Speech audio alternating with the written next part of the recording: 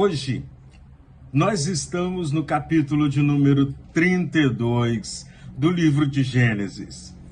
Emoção, estresse, ansiedade, luta, tudo isso vamos ver nesse capítulo hoje. O capítulo de número 32 do livro de Gênesis começa assim: Também Jacó seguiu o seu caminho, e anjos de Deus foram encontrar-se com ele.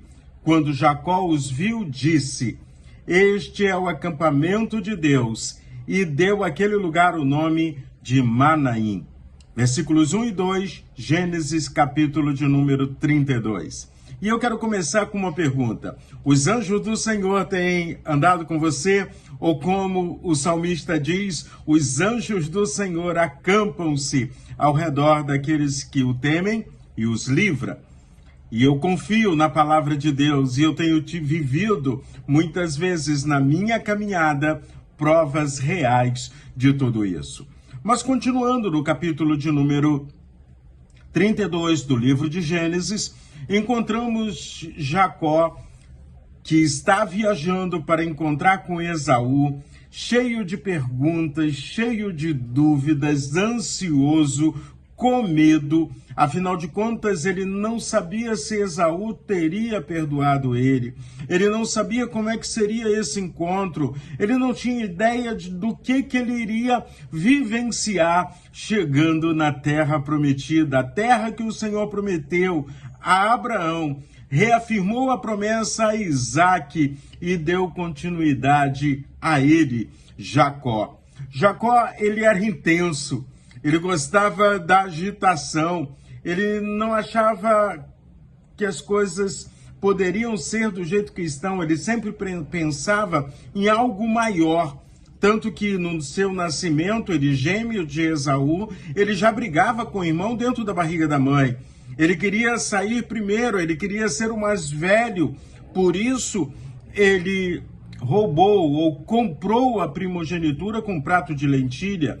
Mais à frente você vai ver Jacó mentindo para o pai, junto com Rebeca, sua mãe, disfarçando, fingindo que era Esaú, para ter a bênção do filho mais velho. Agora, a sua mãe pega e manda ele para a casa de Labão, seu tio. Fica lá uns dias, afinal de contas, vamos ver se Esaú aplaca a ira dele, né? Afinal de contas, Esaú queria matar Jacó. Esses uns dias virou 20 anos. Agora, Jacó está voltando, e na sua volta vem o medo, a ansiedade e tudo aquilo que as pessoas têm, seres humanos, né? E o medo, a ansiedade, o desafio do novo, a mudança de um estado de conforto que ele tinha junto com seu sogro, mas que Deus deu uma bagunçada para fazer com que ele voltasse para Canaã. E aí Jacó, no verso 9, do capítulo 32 de Gênesis, diz assim: E Jacó orou: Deus do meu pai Abraão e Deus do meu pai Isaque, ó Senhor, que me dissestes, volte para a sua terra, para a sua parentela, e eu farei bem a você. Sou indigno. Todas as misericórdias e de toda a fidelidade que tenho usado para com teu servo, pois com apenas o meu cajado atravessei esse Jordão.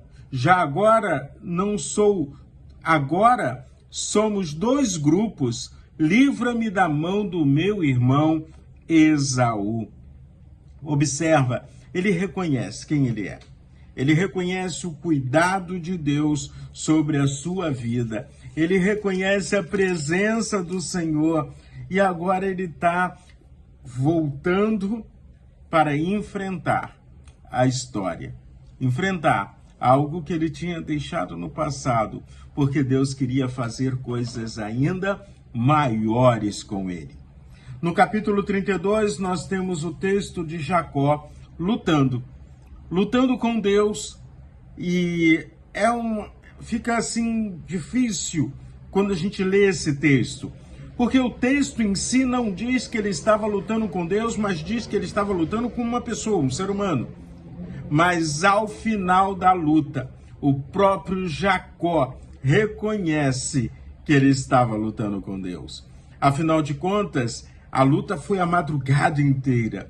Nós podemos lutar junto com Deus, mas Jacó estava ali, vivenciando aquela experiência, aquele desafio, sendo preparado para os desafios maiores que o Senhor tinha para a vida dele. E aí então, quando chegou lá por volta da madrugada, que a luta não terminava, aí quem estava lutando com Jacó disse: agora eu vou embora, tchau, fica aí.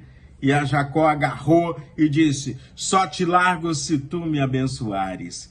E ali nós temos a mudança do nome. Deus muda o nome de Jacó para Israel. Deus te muda não só o nome daquele homem chamado Jacó para Israel. Deus muda a sua identidade, Deus muda os seus valores, Deus muda os seus princípios, Deus coloca coragem e ousadia no seu coração. Esse novo nome de Jacó fez uma diferença tremenda. Esse novo nome de Jacó significa que ele viveu uma experiência real com o Senhor. E aí eu te pergunto, se hoje Deus mudasse seu nome, como é que seria essa mudança? Para que nome o Senhor mudaria o seu nome?